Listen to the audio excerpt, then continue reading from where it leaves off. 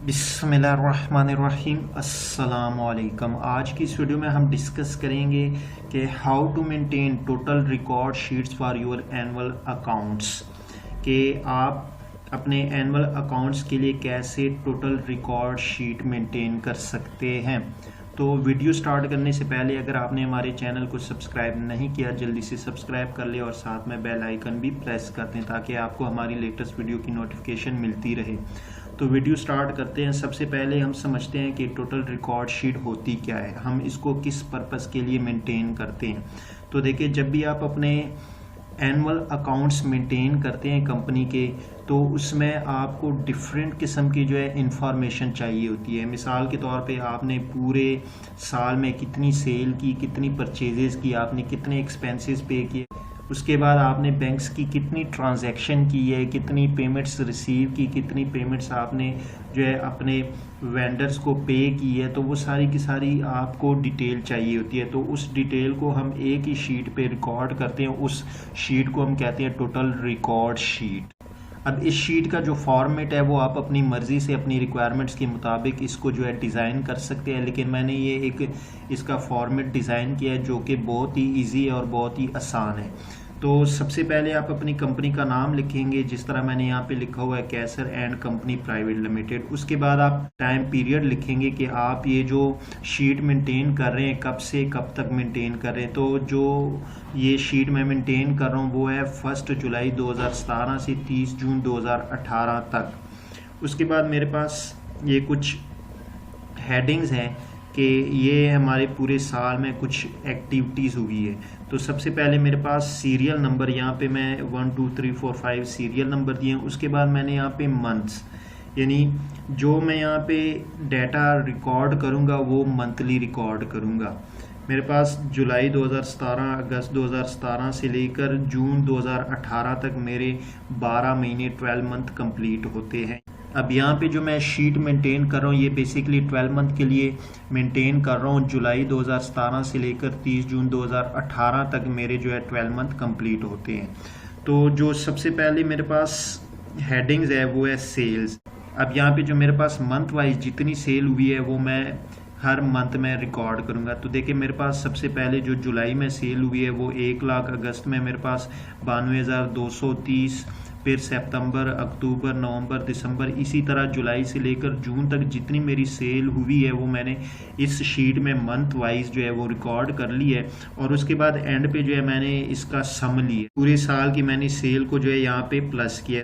तो यहाँ पे मैंने इसके लिए जो फंक्शन यूज़ किया है वो सम का इक्वल साइन सबसे पहले आप लगाएंगे, उसके बाद सम, और फिर जहाँ से आप इसको सम करना चाहते हैं उस रेंज को आप सेलेक्ट कर लेंगे और उसके बाद आप एंटर दबा देंगे तो ये आपके पास टोटल सेल्स आपकी आ जाएगी। इसी तरह दूसरे नंबर पे मैंने यहाँ पे परचेजेस को भी इसी तरह ही रिकॉर्ड किया है मंथ वाइज, और एंड पे मैंने इसको जो है यहाँ पे उसका सम ले लिया है। तो इसी तरह मेरे पास वर्कर सैलरीज जो है मंथ वाइज मैंने यहाँ पे रिकॉर्ड किया, और ऑफिस सैलरीज जो है मैंने यहाँ पे मंथ वाइज रिकॉर्ड किया, और एंड पे मैंने इसका टोटल ले लिया। उसके बाद जो मेरे पास नेक्स्ट जो पोर्शन है वो है बैंक पेमेंट्स एंड रिसीट्स, के हमने बैंक में कितनी पेमेंट्स रिसीट की है और बैंक से कितनी पेमेंट्स हमने की है। तो सबसे पहले मेरे पास पेमेंट्स है और ये बैंक अल हबीब की। तो देखें, मैंने जो जुलाई में पेमेंट की है वो 7,11,155, फिर इसी तरह अगस्त, सितंबर, अक्टूबर में मैंने पेमेंट की है। तो जुलाई से लेकर जो जून तक मैंने पेमेंट की है वो है 1,32,24,562 रुपये। तो इसी तरह फिर मैंने जो रिसीट की है उसको भी मैंने पूरे साल का जो है यहाँ पे टोटल किया है। और फिर जो मेरे बैंक चार्जेस हैं, जिस तरह कोई चेक रिटर्न हो गया उसके चार्जेस है, या मैंने कोई नई चेक बुक जो है वो इशू करवा ली है, तो वो सारे चार्जेस यहाँ पे मैंने मंथ वाइज रिकॉर्ड किए और उसका मैंने यहाँ पे टोटल लिया है। इसी तरह बैंक विद होल्डिंग टैक्स, जब आप बैंक से कैश विड्रॉ करते हैं 50,000 से ज़्यादा, तो उस पे बैंक जो है 0.3% टैक्स चार्ज करता है। तो यहाँ पे मैंने मंथ वाइज जो है वो भी टैक्स यहाँ पे रिकॉर्ड किया और उसका सम लिया है।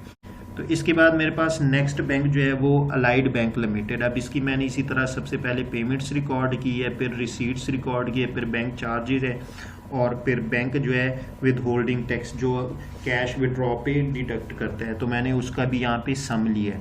फिर उसके बाद मेरे पास जो पैटी कैश है, पैटी कैश में जिस तरह आपके पास इलेक्ट्रिसिटी बिल है, PTCL बिल है, इंटरनेट चार्जेस है, उसके बाद आपके पास स्टेशनरी है, स्टोर एंड स्पेयर्स है, मोबाइल कम्युनिकेशन है, फ्यूल चार्जेस जो ट्रैवलिंग है आपकी, उसके बाद carriage, freight outward, vehicle repair and maintenance है, ऑफिस एक्सपेंसेस है, इंटरटेनमेंट है, कोरियर है, उसके बाद फ्यूल प्लस जनरेटर वगैरह चार्जेज जो है, मशीनरी रिपेयरिंग है, फीस एंड सब्सक्रिप्शन वगैरह।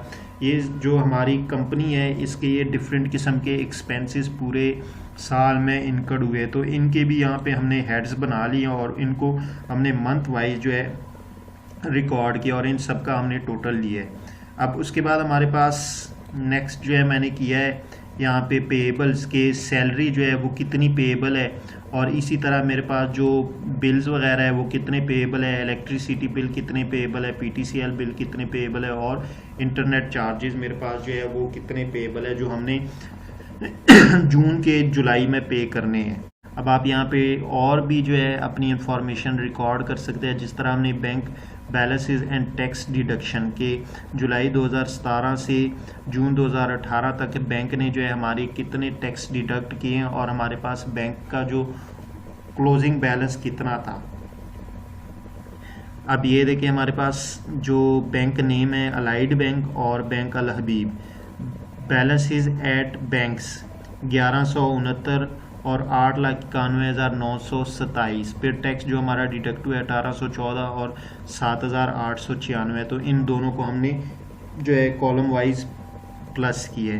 अब इसके बाद हमारे पास जो इनकम टैक्स है उसके लिए भी आप यहाँ पे एक प्रोफार्मा बना सकते हैं और उसमें आप इस टैक्स को रिकॉर्ड कर सकते हैं। तो यहाँ पे मैंने एक प्रोफार्मा बनाया है, उसमें मैं इनकम टैक्स ऑन इलेक्ट्रिसिटी जो हमारा डिडक्ट हुआ है उसको मैंने यहाँ पे मंथ वाइज रिकॉर्ड किया है और एंड पे मैंने उसको सम किया है। इसी तरह income tax on PTCL bill pay जो आपका टैक्स डिडक्ट होता है उसको भी आप यहाँ पे रिकॉर्ड कर सकते हैं। और लास्ट पे आपके पास जो टैक्स डिडक्ट होता है ऑन सप्लाई, जो आप कस्टमर को फिजिकल गुड्स सेल करते हैं, जब कस्टमर आपको पेमेंट करता है उस पर आपका 4 या 4.5% टैक्स डिडक्ट करता है, उस टैक्स को भी आप यहाँ पे रिकॉर्ड कर सकते हैं। अब ये जो आपका इनकम टैक्स डिडक्ट हुआ है ये बेसिकली आप बैलेंस शीट में जाके आप इसको एसेट्स वाली साइड पे रिकॉर्ड करेंगे। क्योंकि ये आपका एसेट्स है, ये एडवांस टैक्स आपका डिडक्ट हुआ है।